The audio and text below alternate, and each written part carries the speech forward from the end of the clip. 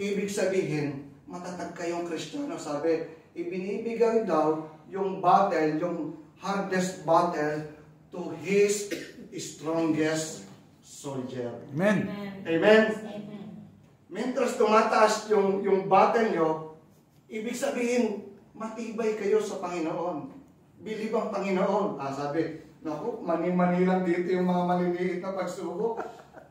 Alam nyo, alam ng Diyos yan.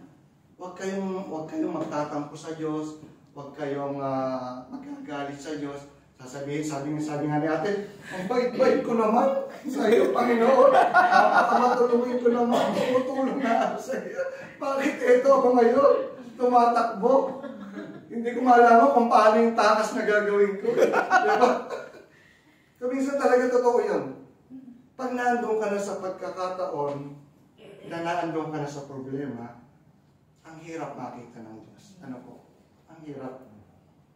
Pero, alam niyo po, yung pag-ibig ng Diyos lagi naandoon. Yes. Mahal na mahal tayo ng Diyos. Kaya sabi dito, kung gusto nating maging masaya, we should have a grateful heart. Amen. Lagi tayong magpasalamat. Lagi tayong makontento. Sabi nga ni Pablo sa Philippians 4:12-13, I know what is to be in need, and I know what is to have plenty. I have learned the secret of being content in any and every situation, whether well-fed or hungry, whether living in plenty or in want. I can do all things through Christ who gives me strength. Yes. Amen? Amen. Sabi, magagawa ko ang lahat ng bagay, hindi yung isang bagay lang, lahat ng bagay dahil kay Kristo. Kay Kristo na nagbibigay sa akin ng lakas. Ibang klase yung Diyos na pinaglilingkuran natin. Ibang klase siya. The best. Akala natin, iniwanan na tayo ng Diyos. Alam niyo, sabi nga, yung buhay, maraming twist yan eh. Pero nakita mo yung patotoo ng mga kapatid. Matinding patotoo kung paano siya pinagpala ng Diyos. Amen. Pinadaan mo na siya doon. Pero napakalaking patotoo noon doon sa mga tao na dumadaan ngayon sa pagsubok. Na nalampasan mo yun at nandito kayo ngayon kasama namin ngayon na naglilingkod. Ibang klase po. Ito yung plano ng Diyos eh. Kung minsan at present hindi natin makita. Pero ngayon pagkatapos ng ilang buwan, isang taon, babalikan mo siya, sasabihin mo, kaya pala ako pinadaan ng Diyos. Yes. Kaya yung plano niya.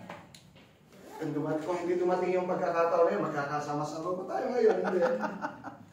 Di ba? Parang talagang ang buhay talaga ipagtitiwala mo lang sa Diyos. Huwag kang matatakot.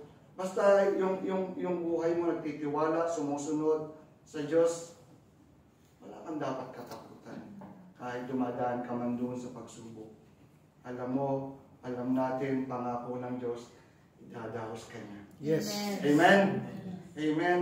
Idadaos ka niya. Kaya nga, ang sabi dito, lagi tayong magpasalamat kahit sa mga pagsubok, in trials, in difficulties, dahil alam natin na pinahihintulot ito ng Diyos at makakaraos tayo. It's a test of faith. Hanggang saan ba tayo hahawak sa Diyos? Hanggang saan ba tayo magnanampalataya sa Diyos? Kasi madalas, sabi nga, minsan, pag dumating na yung pagsubok, magtatampo na tayo sa Diyos. Ayoko na nga sa iyo, Panginoon. Ang bait-bait ko sa iyo, pero ito naman yung nangyayari sa akin. Ayoko na magsimba. Tapos, kuminsan nga, sabi nga, at times, may yung mga kapatid na yung character na sabi nga, sineseparate, yung mga kasambahay dito, yung mga professional dito. At times, yung mga ganong tao. Pero pag umattend po kayo sa church, pag po kayo titingin sa tao, sigurado po matitesod kayo. Kahit po ako, kahit sino po nandito, hindi perfecto. At pag tinignan nyo po sila, yung karakter niyan, hindi perfecto. Pag atin nyo sa church, doon po kayo nakatingin sa Diyos. Amen. Kaya po ako nag-church, Panginoon, para sa iyo. Hindi para sa mga tao. Ano man yung sabihin nila, maglilingkod ako sa iyo. Kasi kahit kami mga pastor o mga leader o sino man po, nagkakamali din kami. Kaya wag po kayong matitisod. Yung mga tao na alam nyo na nagkakaganong, ipanalangin natin at sumunod tayo sa Diyos. Amen. Kaya dapat, ang buhay, dapat happy lang. Amen? Happy lang, ha? Happy lang. Lagi tayo magpasalamat. Ano ba yung dapat natin ipagpasalamat? Trial. Ano dapat natin? Dapat natin ipagpasalamat presensya ng Diyos. God's presence. The presence of God in our lives. Dahil ang pangako niya, He will never leave us nor forsake us. Amen. Pangako niya yun. Kaya ang pangako niya, sabi niya, hindi niya tayo iiwan o pababayaan. Kung nararamdaman niyo na malayo ang Diyos sa inyo at hindi niyo siya nararamdaman, huwag kayong dumepende doon sa nararamdaman niyo. Madaya ang puso. Madaya ang puso.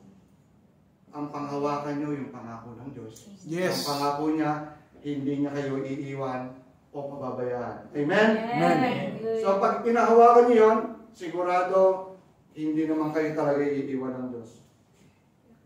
Maraming beses kasi, hindi natin nararanasan ng Diyos, nakakala natin wala, dahil sa pakiramdam lang yun.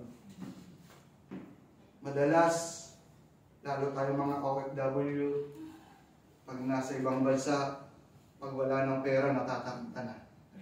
Pag wala nang maipadala sa Pilipinas, nag-aalala na. Minsan, hindi nila alam yung mga sakripisyo natin, no? Akala nila, yung sinasabi na isang hingi lang nila, parang genie na pag kiniskis mo, alam niyo lang para, yung si Aladdin ba yun? Pag kiniskis nyo, lalabas si Aladdin at lalabas yung kahilingan. Hindi. Akala ganun tayo